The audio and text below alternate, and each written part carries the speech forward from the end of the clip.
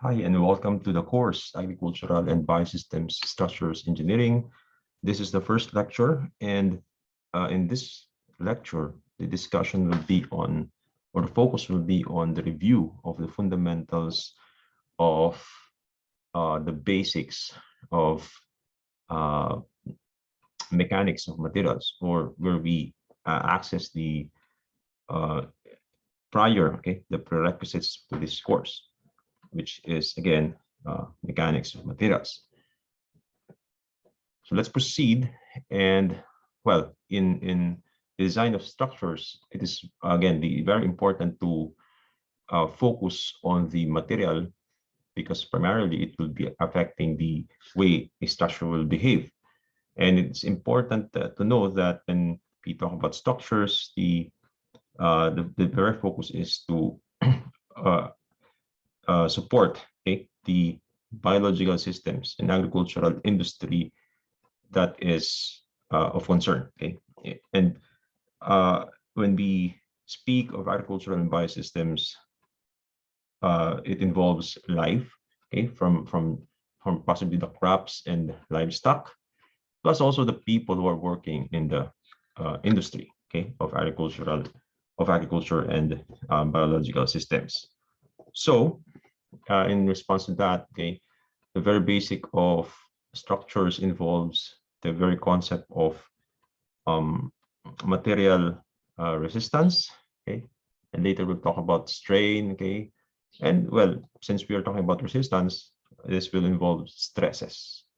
These are the very concepts that would be essential in the discussion of structures, particularly their design specifications. Foremost in the concept of stress is normal stress, and this is uh,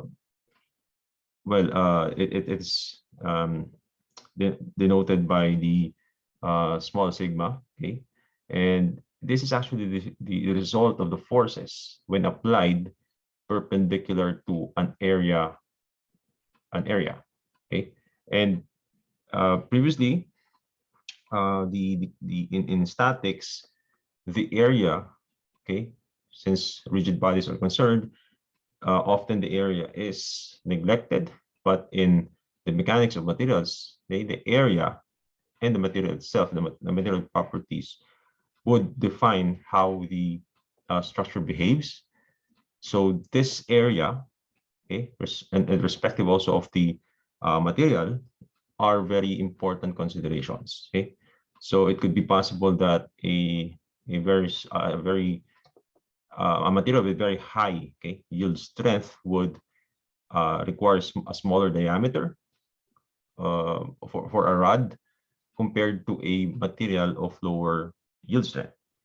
Next, in the stresses that a material or a structure, a portion of a structure, the whole structure itself encounters is the shear stress, and this in turn, okay, results from forces applied parallel to the plane area. As you can see on the screen, okay, the force, okay, it causes a sliding effect between two components of the material.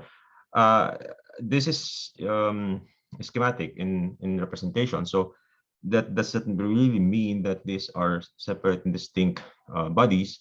It's just that the body, okay, is contiguous, but the force, okay, applied to that area, that portion of this area, okay, it causes a shearing effect, okay, a sliding or cutting effect between the two areas where the opposing forces are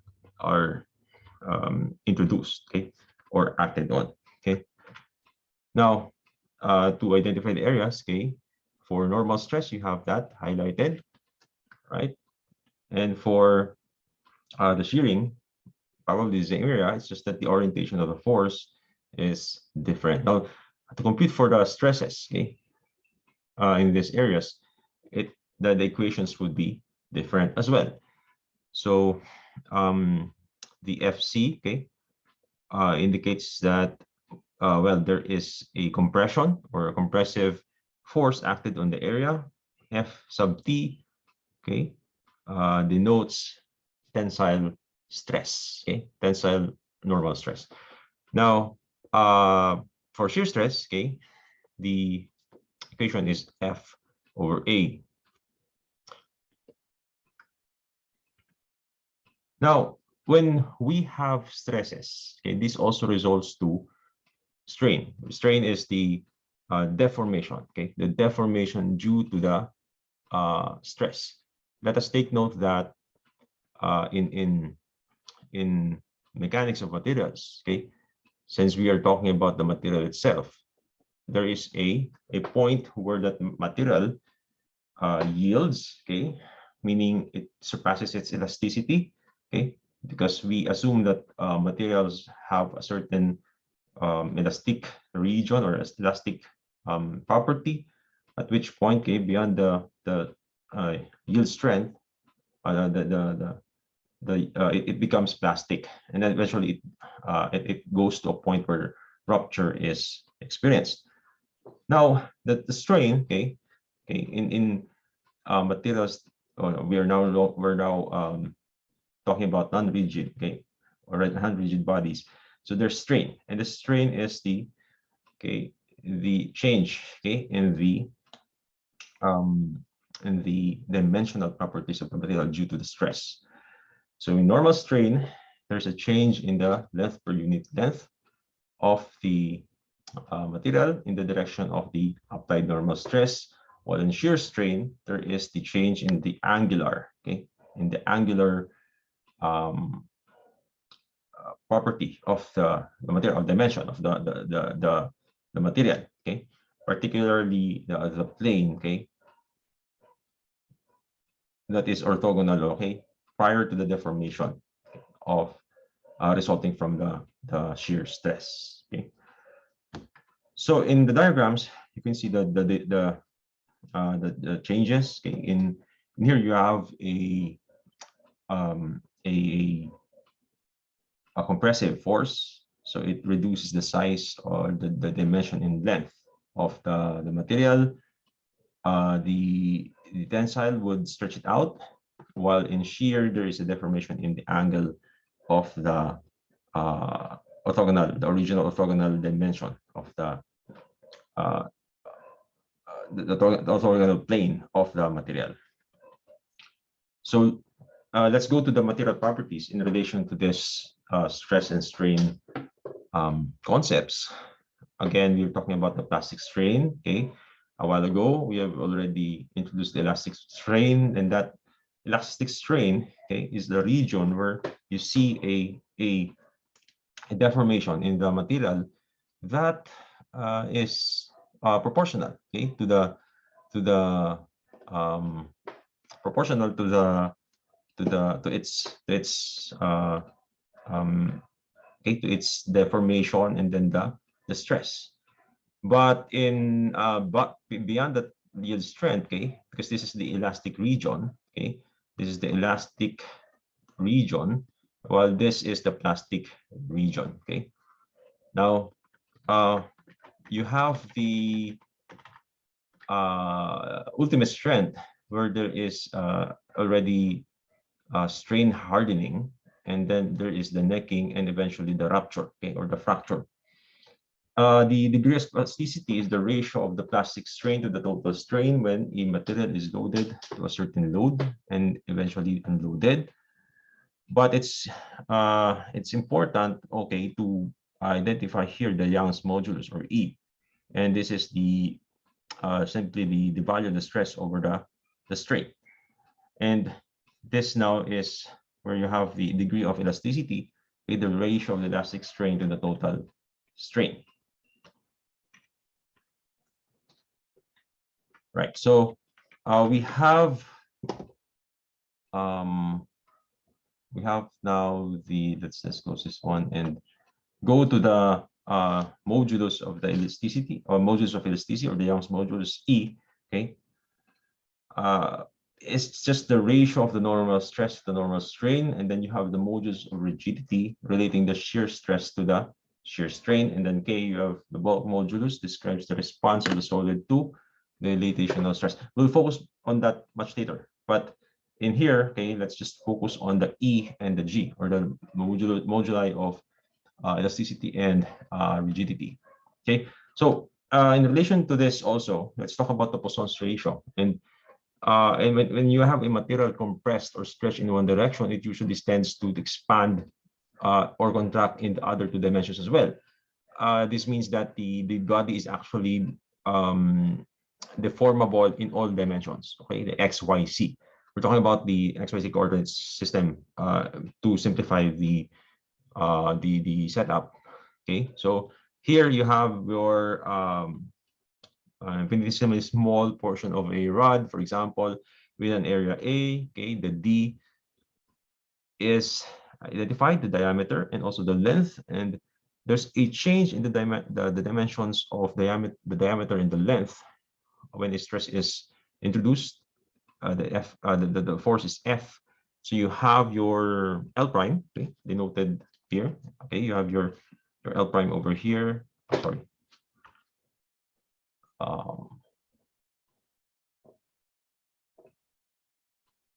Sorry about that.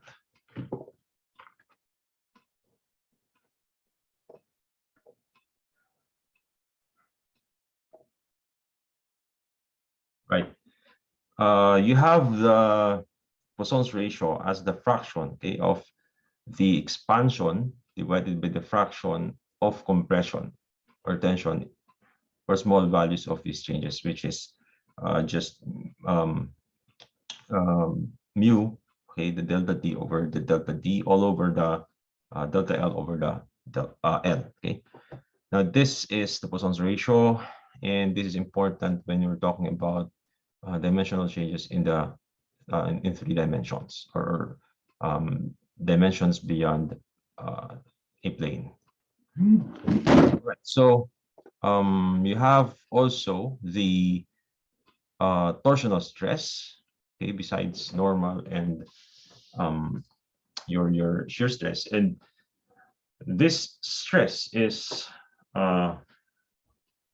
due to torsion. Okay, a shaft that is, for example, twisted in one end, okay, will experience a stress, okay, similar to when it is compressed or extruded or cut or slid between each other.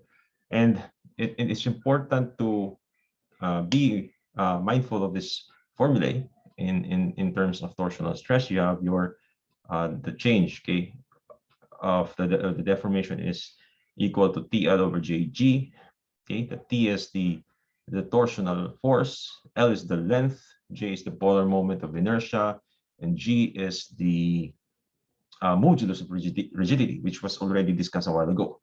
Okay, we're talking about shear. It's actually is the modulus of rigidity. When in its if it's the normal stress, we talk about the modulus of elasticity. Now, the formula for the torsional stress is in similar to the unit for shear now, but it uses the formula T, okay, rho over J. We have the rho as the dimension of the shaft. Okay, the shear max is actually the radius. Okay, when you say the rho, it's different portions of the shaft. Okay, from the center or the radius from the center of the shaft, for example, you would have a different T rho over J on the or torsional stress in the dimension. Okay, shear max is T rho T times the radius over the J. Okay, again, J is the polar moment of inertia, and when you simplify that for a solid shaft, for example, you have 2T over 2 times the torsional force over the pi times the radius cube, and when you convert that to the diameter, it's 16T over pi times d raised to 3. For a hollow shaft, the hollow portion should be removed, so the formula for shear max now becomes 2TR times pi r pi times the quantity r to the fourth minus r to the fourth. Similarly, you have your formula for the diameter variant. Okay, you have 16p d over the quantity pi times the quantity t to the fourth minus d. Small d is the smaller diameter. Okay. And similarly, the smaller r is the smaller diameter. All right, last but not the least of the concerns, okay, in structures, the bending stress, and this is resulting from the bending moment that a a a, a portion or a bar or a beam or a portion of the structure encounters. You have here a representative schematic. The area is experiencing a force moving it down. So the body would be encountering a shearing effect on its end and down or at the end. In this case, okay, the resulting bending moment would be something like this. Okay, but again, this is just in terms of conventions. Now, the resulting equations for all of this are the same. The same schematic or diagrams is 1 over rho times m over ei. We're talking about elasticity, and I is the moment of inertia. Okay, compared to the j, the polar moment of inertia. So in simplified terms, the bending stress signified here by sigma is negative my over I, and the maximum bending stress is encountered at the m max, or the maximum moment, okay, times c over I. Now, it's important to look into well, you have to also remember the concepts of um, the shear and the bending moment. So let's talk about the diagram. Okay, for example, if you have a bar, okay, that is experiencing a single force, okay, this is a simply supported beam, so you have supports there that is expected. And if you have a force over here, then you first determine the shear, okay, the shear diagram. And since you have a force over here, it goes up, okay, and it goes down. Sorry. And if it goes up in this end, okay. So, this should be, okay, let's just put some values here, just notation. So you have P, and this is the length L, for example. So this area is actually P times L over 2. Similarly, this one is, well, negative PL over 2. The resulting moment diagram would be okay. We have seen how this becomes linear in this portion, and so the moment is the integral of this area. So since we have a line over here, we will have a positive slope, okay, due to that that area, okay, because this is going to be PL squared over 2, okay, PL. So this is from here to here, okay, this is PL times, okay, L over 2 again. So it's going to be PL squared over 4, right? Similarly, this area is the same. Okay, it's also that formula. So you have a triangular region in that area. For a bar that experiences an equally distributed load, such as this one, yeah, for example, W, and so you have a region for your V. Okay, let's just put it like that, V of X. And so you have an area that is like this. Oh, sorry. You have a force over here going up, so it goes down like this. right? But since you have a straight line already of here, no, yeah, the equation is already straight. You would have a slope that is going down in this diagram, okay? And the moment would be, since this is a linear, then we have a quadratic equation over here. So this is now the region of your moment. That is topics are very important going or pursuing the topic on structures, because these are necessary design considerations, okay, for particularly if you're going to have a beam which will be loaded and would be having or experiencing bending stress in its um, cross section, in its length. All right, so let's go to the next topic, and next topic would be on the codes and standards. Thank you for listening, and I'll see you in the next lecture.